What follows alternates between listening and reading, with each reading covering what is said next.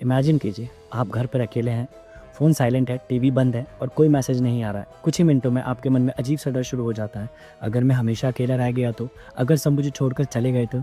ये सिर्फ लोनलीनेस नहीं है, कई लोगों के लिए यह फ़ियर ऑफ बीइंग अलोन होता है, जिसे साइकोलॉजी में ऑटोफोबिया भी कहा जाता है।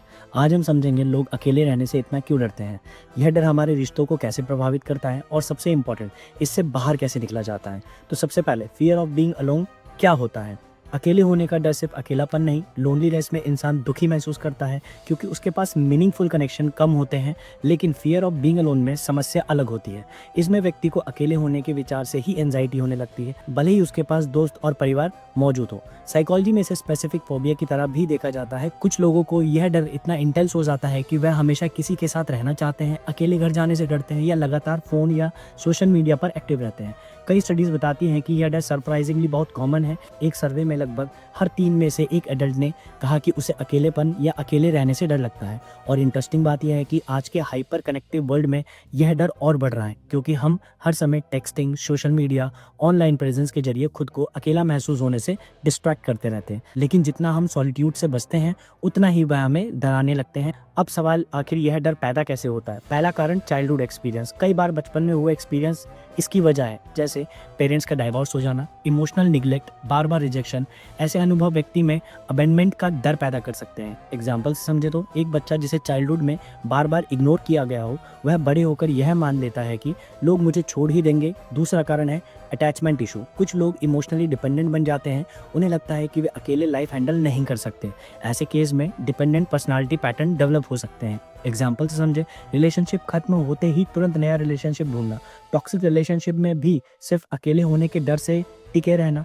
तीसरा कारण होता है एक्सटर्नल वैलिडेशन। कुछ लोग खुद की वैल्यू दूसरों की अप्रूवल से मेजर करते हैं, इसलिए जब आसपास लोग नहीं होते हैं तो उन्हें लगता है कि उनकी इंपॉर्टेंस खत्म हो गई है। जैसे हर समय सोशल मीडिया वैलिडेशन ढूंढना, अकेले होने पर सेल्फ डाउट बढ़ जाना।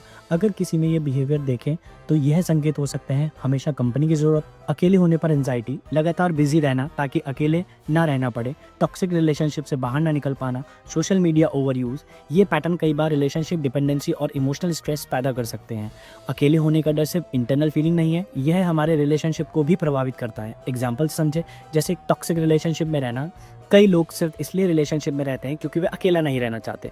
दूसरा, पार्टनर पर एक्सेसिव डिपेंडेंसी, बार बार कॉल करना, लगातार रीएश्योरेंस मांगना। तीसरा, सेल्फ रिस्पेक्ट कॉम्प्रोमाइज़ करना, कभी कभी लोग ह्यूमिलिएशन भी टॉलरेट कर लेते हैं। एग्जाम्पल से समझे, मान लीजिए एक व्यक्ति है, वह हमेशा रिलेशनशिप में रहता है, एक रिलेशनशिप खत्म होते ही दूसरा शुरू कर देता है। जब उसके दोस्त पूछे कि वह थोड़ा टाइम खुद को क्यों नहीं देता, तो उसका जवाब होता है, मैं अकेला नहीं रह सकता। असल में प्रॉब्लम रिलेशनशिप नहीं है, प्रॉब्लम है अकेले रहने का डर। अब सबसे इम्पॉर्टेंट पार्ट, इससे निकलने के प्रैक्टिकल तरीके। पहला, धीरे धीरे अकेले रहना सीखे, एकदम से नहीं, स्टार्ट स्मॉल। जैसे 10 से 15 मिनट अकेले बैठना, वॉक पर अकेले जाना, खुद के साथ कॉफ़ी डेट। थेरेपी में भी अक्सर ग्रेजुअल एक्सपोजर टेक्निक इस्तेमाल की जाती है। दूसरा, सेल्फ रिलेशनशिप इंप्रूव करें, खुद के साथ कंफर्टेबल होना सीखें, कुछ एक्टिविटीज़ करें जैसे meditation, creative hobbies, self reflection. तीसरा, हेल्दी सोशल कनेक्शन बनाएं। गोल यह नहीं है कि आप हमेशा अकेले रहें, गोल यह है कि आप हेल्दी रिलेशनशिप बनाएं, डिपेंडेंसी नहीं। Quality should be greater than quantity. चौथा, नेगेटिव बिलीफ चैलेंज करें। कई लोगों के माइंड में बिलीफ होते हैं कि अगर मैं अकेला हूं तो मैं अनवांटेड हूं, मुझे खुश रहने के लिए किसी की ज़रूरत है। इन बिलीफ को चैलेंज करना ज़रूरी है। पांचवा, थेरेपी की मदद लें। अगर डर बहुत इंटेंस है तो साइकोथेरेपी मदद कर सकती है, विशेष रूप से cognitive behavioural therapy, exposure therapy. ये टेक्निक फियर को धीरे धीरे कम करने में मदद करती है। साइकोलॉजी में एक इंटरेस्टिंग आइडिया है, being alone well is an art. अकेले रहना सिर्फ हॉबी करना नहीं है, ये एबिलिटी है अपने थॉट्स के साथ कंफर्टेबल होने की, इमोशंस को समझने की और खुद से कनेक्शन बनाने की। जब हम यह सीख लेते हैं तो अकेलापन डर नहीं बल्कि सेल्फ डिस्कवरी का मौका बन जाता है। सच ये है कि अकेले रहने का डर हम सभी को कभी ना कभी महसूस होता है, लेकिन जो लोग खुद के साथ कंफर्टेबल होना सीख लेते हैं वह रिलेशनशिप में भी ज़्यादा हेल्दी और कॉन्फिडेंट बन जाते हैं, क्योंकि तब उनका हैप्पीनेस किसी और पर डिपेंड नहीं होता।